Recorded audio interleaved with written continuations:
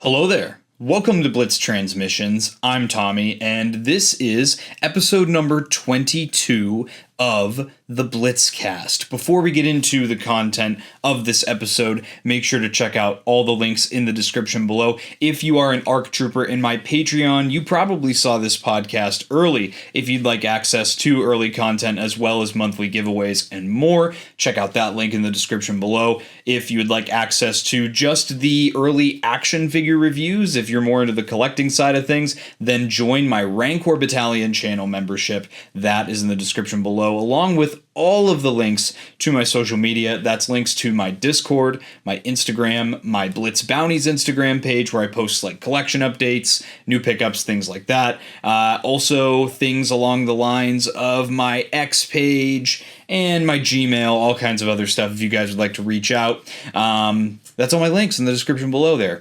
I'm alone this week. I have no Jen and no Logan. In my house, it's because Jen is ill, and for Logan, it's because Logan is ill. And also, even if he wasn't, I wouldn't want him here because I wouldn't want him to catch whatever's going around in the house right now. So say a prayer for us. Say a prayer for Jen and for Logan. If that's praying is what you do, then do so, please, because they're both sick, and let's hope they get a speedy recovery. Let's hope that it doesn't spread around the house any more than it already has. Yeah, so it's going to be a solo Tommy episode today. A couple of little housekeeping things before I get into this episode real quick. I did just want to say this comes out on the 1st of February, and also on the 1st of February is going to be the live stream for the first of the monthly Patreon giveaways, as I mentioned just a couple minutes ago. What you can do is, if you're a member of that ARC Trooper Patreon, before I do the live stream, essentially, I'll put you in the wheel. It's like a wheel of death, so the last person left on the wheel is the one that gets picked to win the prize, and I am giving away the Vintage Collection Sabine Wren and Chopper 2-pack. This was a set that came out in 2024. It was a Hasbro Pulse exclusive, and it was made to order, so there was like a 2-week pre-order window. Honestly, I think it was going on a year ago now. It was like a 2-week pre-order window, and if you got one, you got one. If you didn't, you didn't. So I remember I pre-ordered 2, one for my Ghost and then one for an eventual giveaway. And here we are. So I'm giving it away. It is the first giveaway. Also, members of that Patreon do get to choose who gets to win those giveaways, or who gets the next giveaway prize. Like, they get to pick what gets given away from a pool of items that I have. So lots of cool stuff.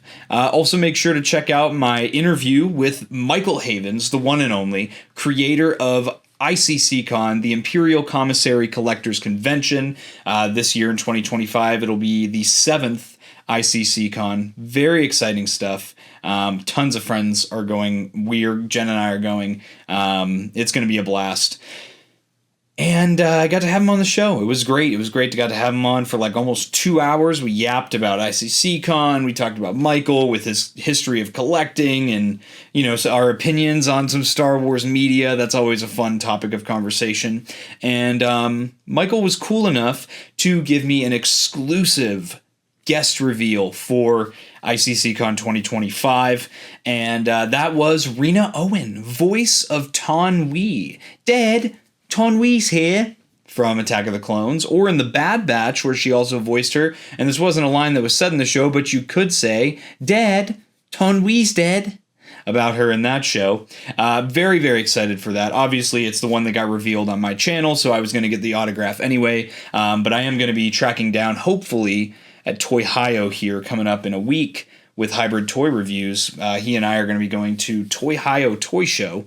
I think this is the 21st Toy-Hio that they've ever put on, which is actually crazy to think they've done that many. Then again, they do like 3 a year now, so that's pretty cool too.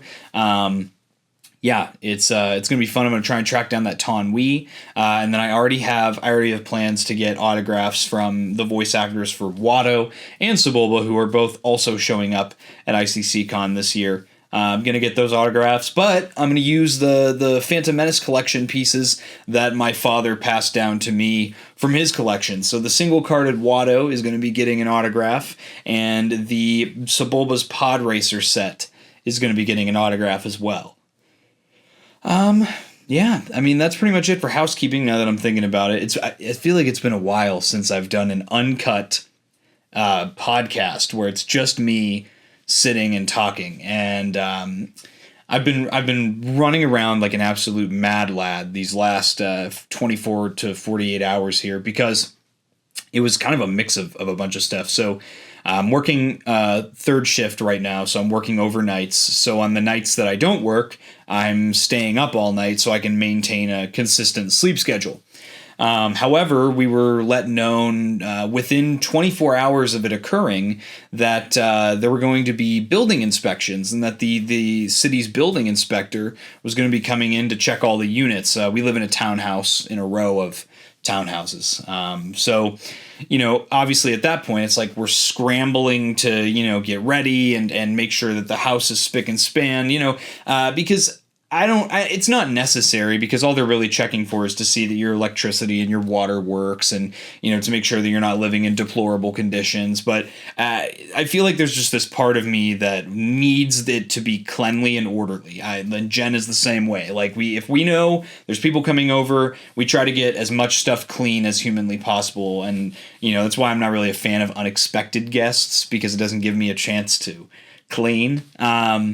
But yeah, so I'm running around like a headless chicken, because Jen is sick, and I don't want her to be home alone dealing with the dog, because he loves people, and he's trying to greet people, running all over the house while these guys are coming in and doing their thing, and they never ended up showing up. I think that was the most frustrating part. Was I emailed the property manager and explained the whole thing to her, and she said she would let them know. And then I watched them go to everyone else's door for the inspections today, and I'm sitting up. I'm well past my bedtime, and they never came to the door. And just without a word, they left. So I guess they maybe are saving it for a different day. I don't know.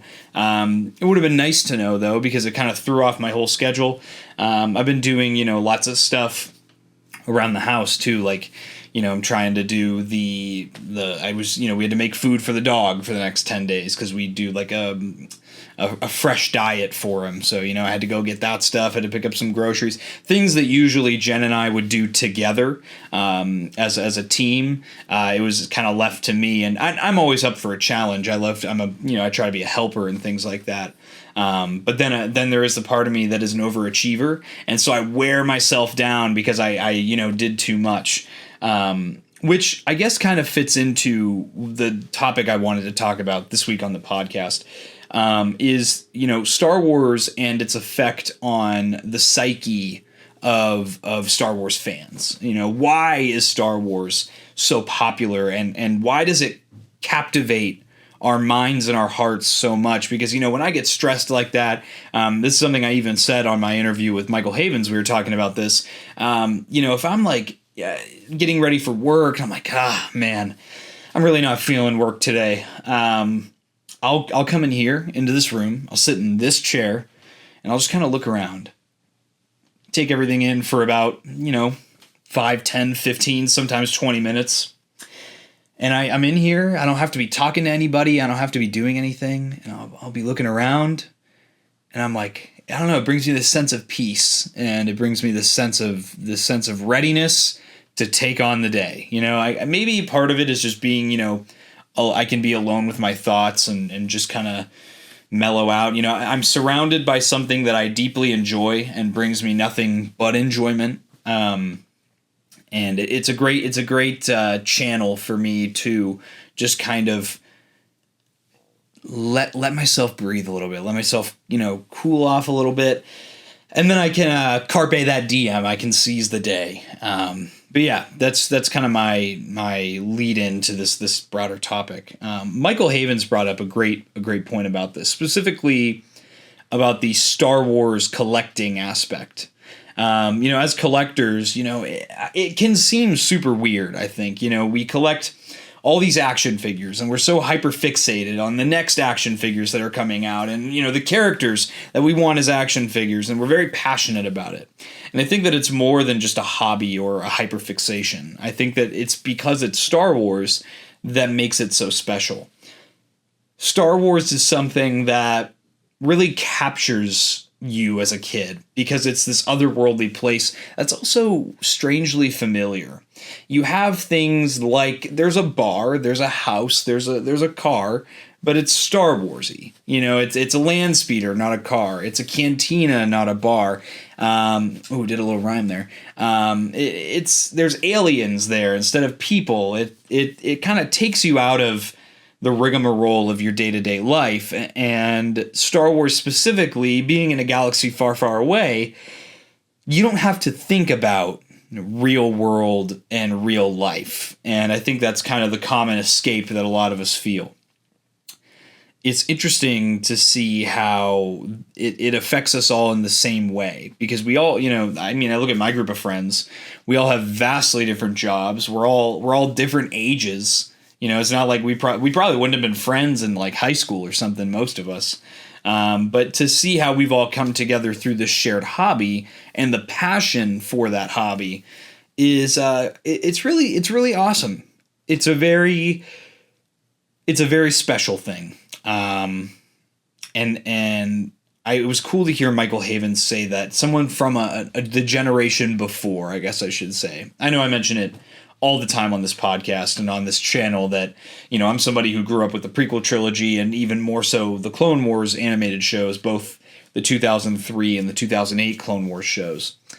And it's cool to hear that someone that only had the original trilogy for so long, has that same effect. There's a reason that Star Wars toys go for some of the most outrageous prices. There's a reason that the rocket-firing Boba Fett action figure goes for such ridiculously stupid prices in the millions of dollars now at auction. And that's because of the connection that people have to these toys. Star Wars toys really, if you didn't know, they took the world by storm. They completely changed the marketing that movies did.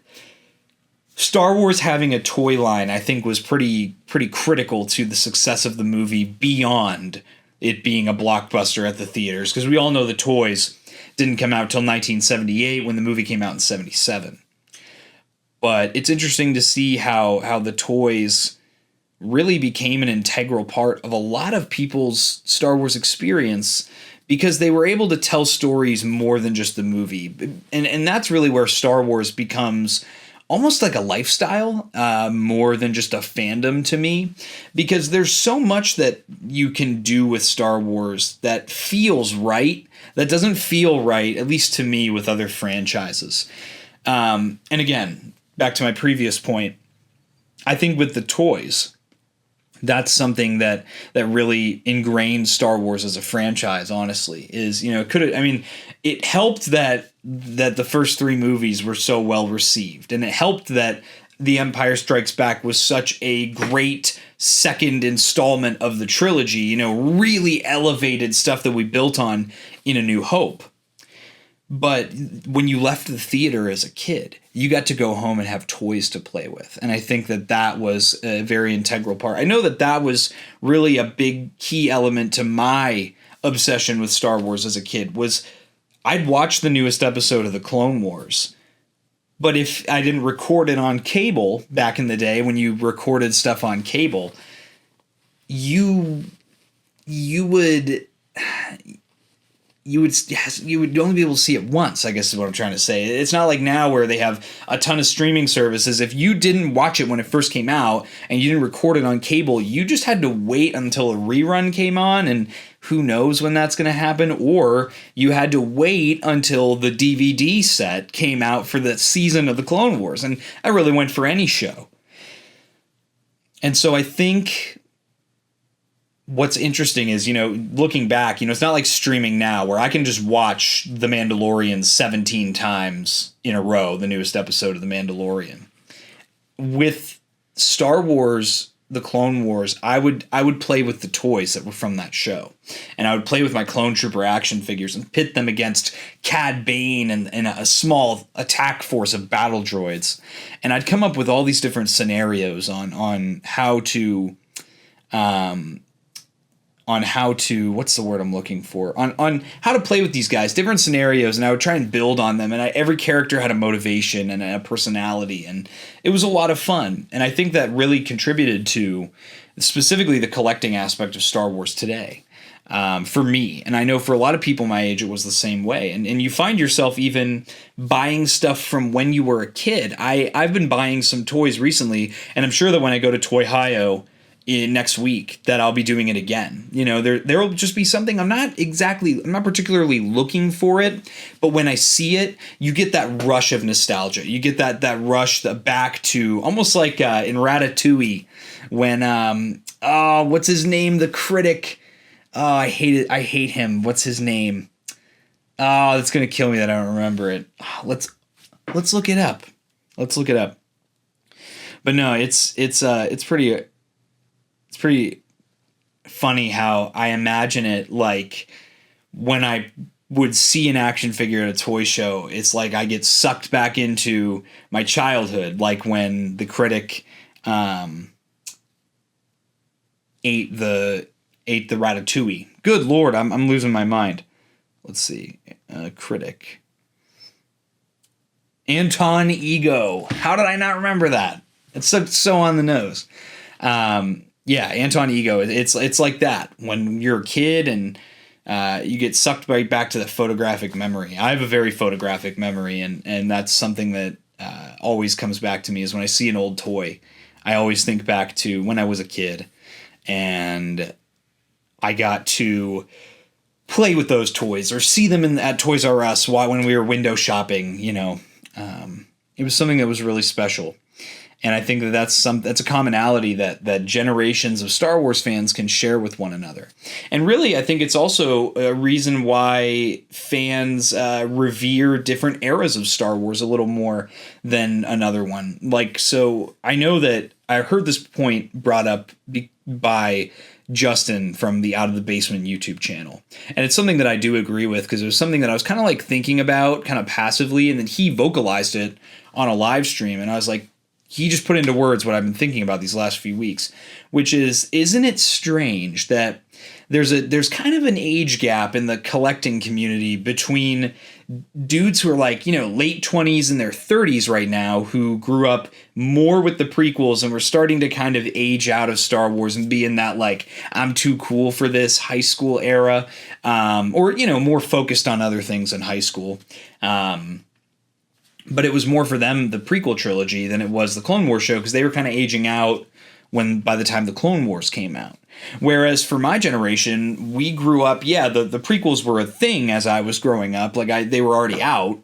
I didn't get the chance to see any of them in the theater. However, when the Clone Wars came out, I went and saw that movie in the theater. And that was the show that I stuck with as it came out. So I think that's a big part of, you know, that kind of disparity between these two groups of people who are so close in age yet have different, you know, preferences for Star Wars. It's interesting, and I think that it reflects on the toys, because when those guys, I listen to those guys, you know, it's this year in 2025, it's the 20th anniversary of Episode 3, Revenge of the Sith, which that in and of itself is just bonkers. To think that it came out 20 years ago. I'm going through my quarter life crisis. But it was interesting to hear those guys talk about anything that comes out on a Revenge of the Sith card back. I'm in for at least 2. And it's cool to see that reaction to it, because those guys grew up more with that movie, and I can understand, you know, if it was Clone Wars card back, they might not be as in it as you know, people my age are. People in their early to mid 20s are a little bit more Clone Wars-esque. Clone Wars pilled, as some would say. It's interesting. And like I said, I think it does play a pretty important role in why we have such strong preferences for the eras of Star Wars, that we, you know, whatever you grew up with and whatever you had toys for tends to be what you have an affinity for. And I'm sure you guys can hear the sirens. And that's what happens when you live a block away from a firehouse and a block away from the interstate. So there's the local fire department going by. I actually just saw them through the screen door. Yeah, so it's interesting how maybe, I guess my hypothesis here is, and again, I would love to have Jen on this episode, and I might bounce this off her later when she's not, bedridden, is I'd be interested to know how much of an effect that plays on the psychology of why when I sit down in this room for 10, 15, 20 minutes, I get so calm so quickly. When I'm in this room, I don't get stressed out. Even if I'm doing a stressful thing, I don't get as stressed in this room as I do, anywhere else. Maybe that's because I'm surrounded by stuff that I literally grew up with, and then representations of characters from the franchise that I grew up with and enjoy so much. I think it's definitely a thing. I would be interested to hear from Jen, who has like a psychology degree. I would love to hear from her what she thinks about the more specifics in that. Yeah, and I think that it's very special the way that Star Wars kind of picks your brain like that. And I do think the toys have a lot to do with it. Along that same line of thought, it's kind of funny how I hear this recurring story too about how, we're chasing that high. A lot of us, again, I'm talking specifically about collectors, but this can apply to any fandom, whether it's books, movies, TV shows, toys, you name it. I think it's very interesting, and I'd love to be able to research this topic. I don't know how I would, but to look at how adults in their early 20s come back to the thing that they grew up with. I know Daryl DePriest, who I did interview on the channel before too. He had this idea that this concept of the 20-year rule, he calls it, is that in about 20 years, things that you grew up with become old and become vintage and become nostalgic and classic. And you gain this affinity for, and you're looking back for things you grew up with, and you're chasing that high. That's another thing that I hear from a lot of big channels, small channels, just collectors that I meet, Star Wars fans that I meet at conventions, toy shows, you name it. It's interesting to see how people are all doing the same thing. Why are you going to meet this celebrity at, GalaxyCon Columbus? Well, I went to meet Sam Witwer because him playing Darth Maul in the Clone Wars was one of my favorite things about the show that was coming out when I grew up. Why are you going to these toy shows? Well, I'm hoping to get some action figures, maybe some older ones specifically from when I was growing up. And I think we're chasing that high of, duplicating that feeling of when you first held it in your hands, when you first pulled off the wrapping paper at the birthday party, or, when you got home from school and you got good grades. So, mom or dad or whoever hands you a Star Wars action figure and says, you've been doing a good job. That you're chasing that high of the excitement of something. And I find it very interesting. I think it's consistent with Daryl's 20-year rule, because it also, I think, is pretty dependent on specific things you grew up with, like eras or characters or things of that nature. And I actually, another perfect example, my good friend and patron on the channel, 212 Hunter, he has had this huge affinity recently in the last probably 6 to 8 months, honestly, for 3 3/4 inch scale Star Wars vehicles. That means ships, tanks, bigger freighters, smaller starfighters, you name it. And almost all of them come from the era of Star Wars toys that he grew up with. Juxtapose that to Michael Havens, who is searching for vintage Star Wars, created an entire convention for vintage Star Wars toys because that's what he grew up with. And I find it very fascinating that we are willing to go to such great lengths. Like, I drive an hour and a half one way to get to Toy Hio Toy Show. Or another perfect example would be all of us driving 9, 10, 11 hours to go to Nashville, Tennessee to participate in ICCCon once a year. And it's like the mecca for all of us.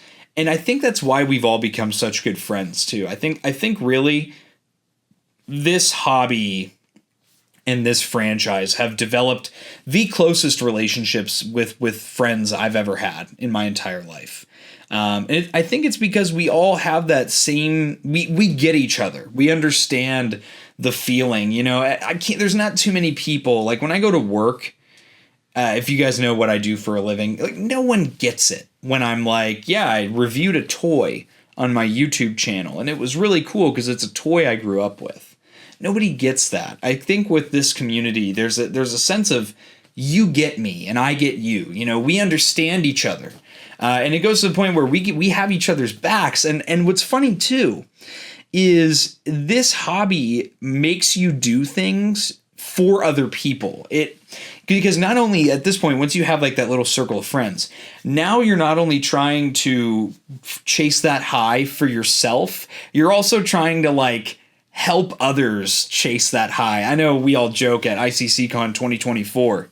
Skywalker Hendricks, good friend of the channel again. Make sure to check out his YouTube channel. He does awesome Hot Toys content for Star Wars. He gifted us, and we all joke that he first one freed us all a hot toy. Because, you know, we were all, I mean, I was really kind of slipping down the slope on Hot Toys already. You know, and a lot of my friends were really trying to, you know, either not buy them at all or, making excuses. They're too expensive. They take up too much space. I don't know where I'd put them. And Hendrix just gifted everyone a hot toy. Or when I go to toy shows, I'll ask my close friends, hey, brother, what are you looking for right now? I'll keep an eye out. And they do the same for me. Hey man, I'm going out to this toy shop that's like 10 hours from my house. I'm making a road trip. What are you looking for right now? Oh, I don't know, man. Just send me pictures when you get there. All right, man, you get first dibs. That's like how the conversation goes.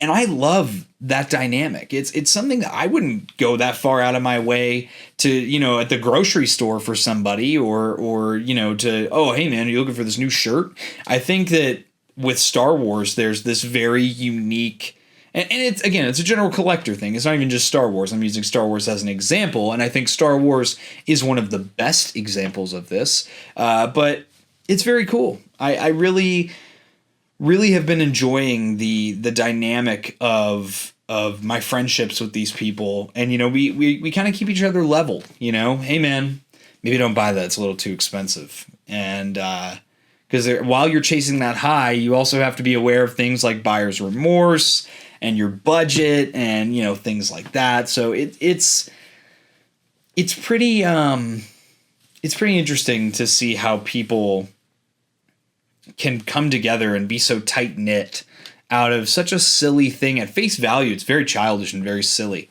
You're collecting toys. I mean, I review them and then I make a 10-15 minute edited video about one action figure, and then I'll put it on the shelf, and then once every couple weeks I'll like move the displays around, I'll mix different sets of characters together, I'll go take a picture of one.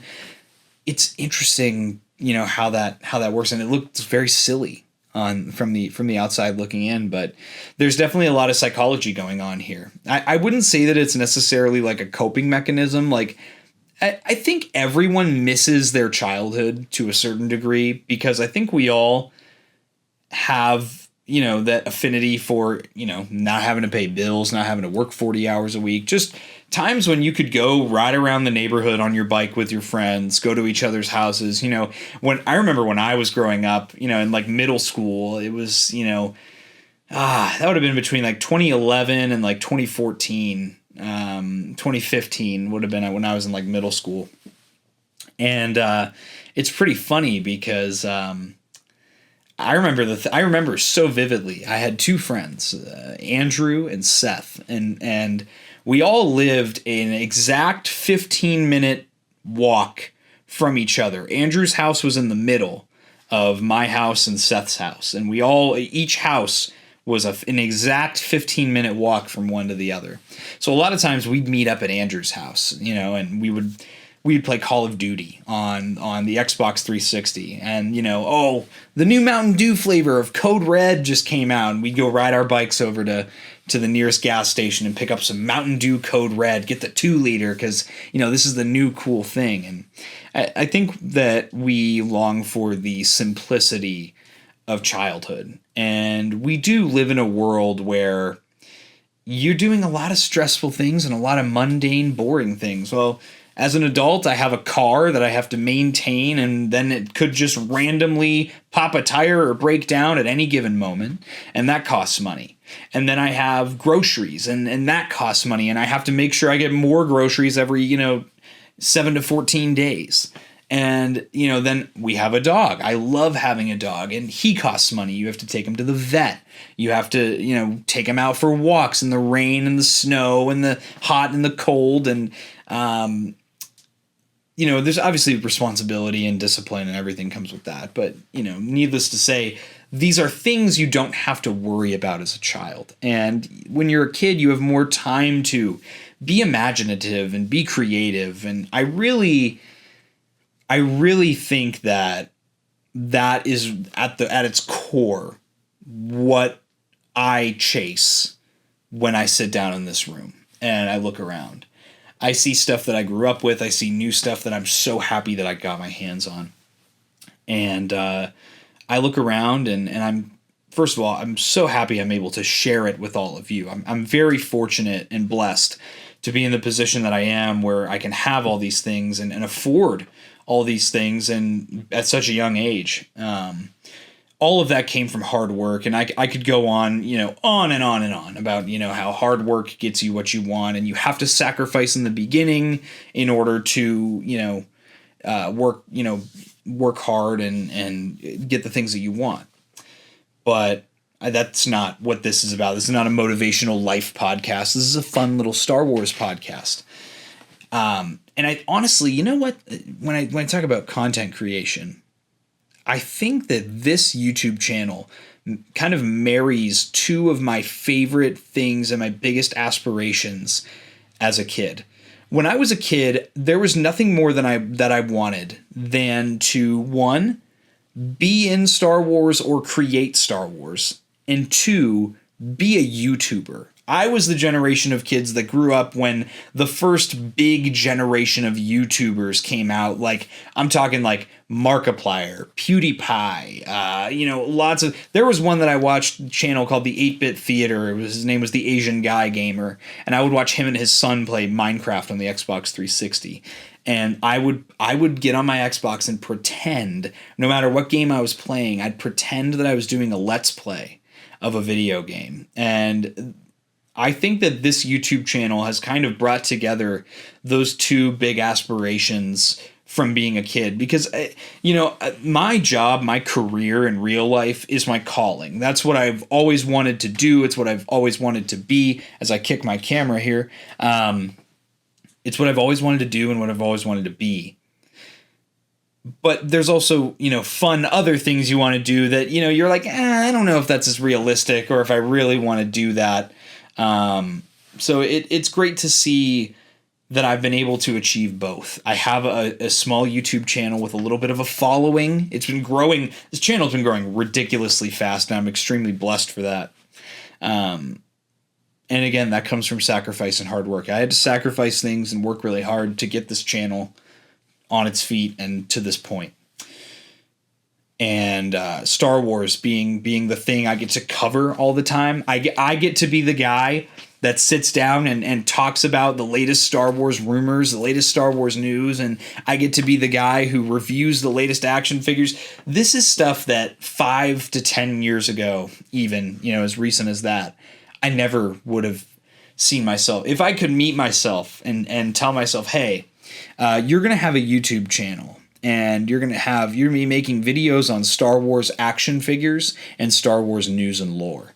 I would look at you like you had 5 heads. That was not in the cards for me 5 or 10 years ago, because I didn't think it was realistic. But I think that strong desire to chase that nostalgia, chase that high, as I keep saying, of opening that new Star Wars toy. Because a big part of that for me too, growing up with the internet, was watching other people. I didn't have all the action figures, so I'd watch other people open the action figures, and it's been a wonderful time to be able to be the person that does that. And I hope that there's someone watching me that I inspire them to do the same thing and be the next generation and pass the torch. That's something that I think is really, really cool about Star Wars as well. Michael Havens brought up a fantastic point on my interview with him. He said, when we're watching Star Wars, we're all just kids. No matter how old you actually are, we're all just kids when we're watching Star Wars. And that's another one of those moments, kind of like I mentioned earlier, where somebody vocalized something that I've always thought, but never knew how to put into words. That's a very, very profound statement for Michael to make. And I agree with it wholeheartedly. That's why Star Wars fans are so generational. You have the generation that grew up with the original trilogy. They passed the torch down to the prequels. And then the Clone Wars kids kind of got brought. We all get lumped together. We passed the torch down to, the sequel trilogy. And, I would kind of lump in the new media, as we call it, the Disney Plus era stuff, with that as well. And I think that we're about to enter another era, another generational passing of the torch with the Mandalorian and Grogu movie and the subsequent movies to come out for the franchise. It's because at the end of the day, we can all understand each other and we can all relate to the fact that we're all kids and we're all just that kid inside that's trying to chase that high. I don't want to grow up. I don't want to be the angry adult that yells, "Get off my lawn," and is just doing nothing but whining and bitching and complaining. Whether it's at the diner in the morning for breakfast or, at the family get together, the person who's just chugging beers and just hates their life. I think we all want to be the person in this community that we're still that kid on the inside. It's okay to be fun. It's okay to enjoy things still. And I really think that that's a really important thing to never forget. If you lose your sense of joy and energy that comes with childhood, then you become a very, very cynical, jaded, awful person to be around. And, I feel like it doesn't have to just be Star Wars. Life will kick you in the balls sometimes. It'll happen like right out of left field.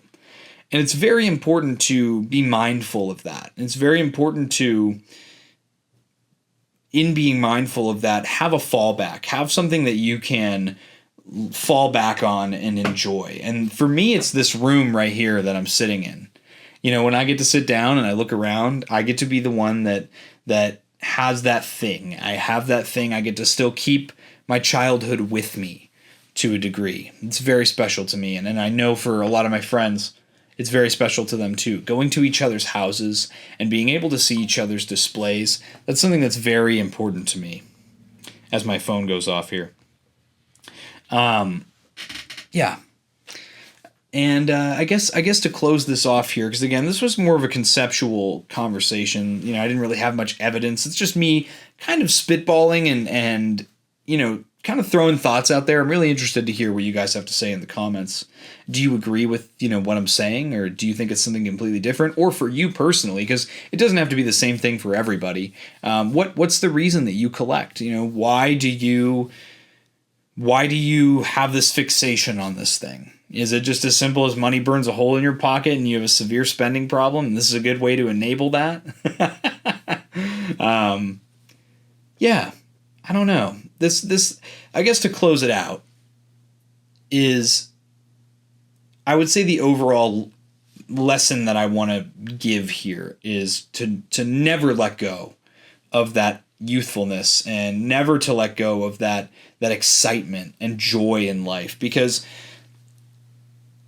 that's something that's one of our greatest gifts that we have, is the ability to enjoy things. And if you're just not enjoying anything ever, you're going to be miserable, and people will not be attracted to that energy. And then you're just going to be a sad, lonely hermit on the planet of Octu, and then some little island girl, some little scavenger girl is going to come over with your lightsaber, and you're going to throw it over your shoulder. No, not actually.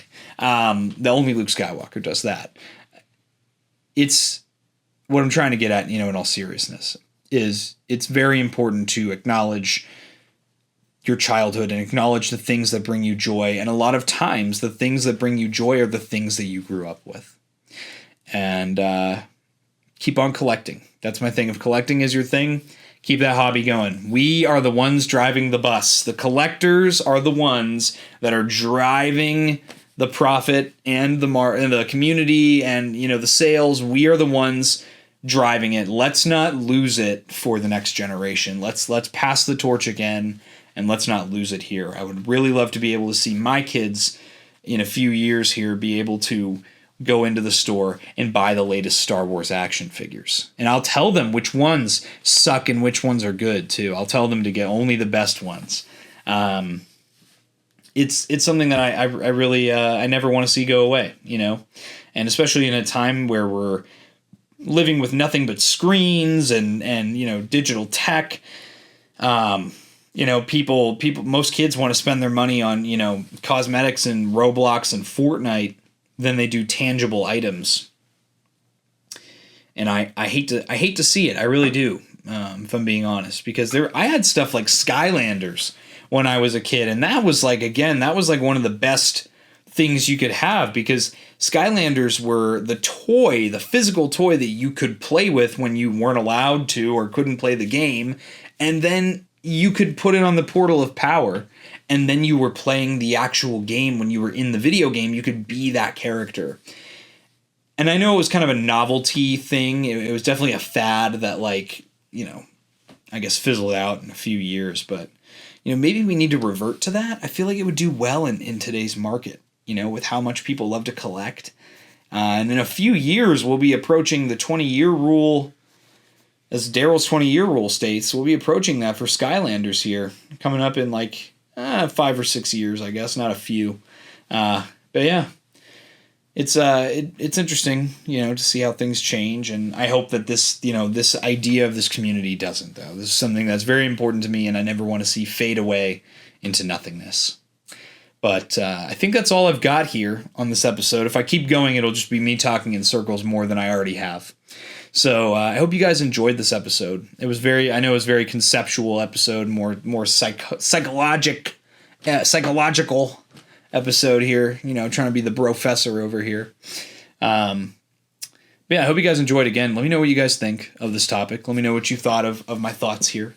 And is it the same for you? Comment. Let me know. I want to talk. Let's have conversations. Let's continue a conversation in my Discord. If you're on the Patreon, you saw this early. If you're on the channel membership, you did not, because you only want to see the action figure reviews early. And check out all my social media. And again, say prayers for Jen and Logan. And I maybe will let the napkin out of the prison, out of the dungeon once more. But guys, I hope you enjoyed this episode of the Blitzcast. I'll catch you for the next one. And may the Force be with you. Breaking off all units. Fire at will. 1-2, pick your target. Too many, Captain. Watch your stabilizer, Gold 6. Anybody cover me. I got 2 vultures on my tail. You've got to hold them here. Watch your left. I can't shake them. I'm hit. Where's our